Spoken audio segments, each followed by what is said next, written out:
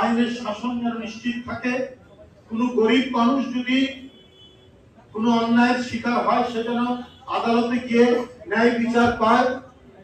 এটা নিশ্চিত করতে পারলে সেটা সুশাসন। ক্ষমতার জোরে কেউ যেন কোনো ফায়দা তুলতে না পারে, সেটা হলো সুসময়ের লক্ষ্য। গুম অধ্যাদেশ বাতিল করা হয়েছে, এই সরকার করেছেন।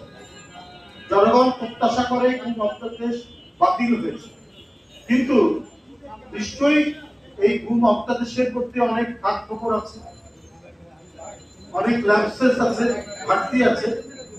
এটা পূরণ করে একটা গুমের একটা আইন করা হবে, যাতে এমন গুমের আইন হয়, যেহেতু তখন পার্লামেন্ট আছে, একটা পার্লামেন্টে অ্যাক্ট করতে হবে, যাতে ভবিষ্যতে কোন সরকার আসলেও এই নিষ্ঠুর পন্থা, এই অমানবিক পন্থা অবলম্বন করে তার বিরোধী প্রতিপক্ষকে পৃথিবী থেকে, দুনিয়া থেকে অদৃশ্য করার কোন সুযোগ না পায়।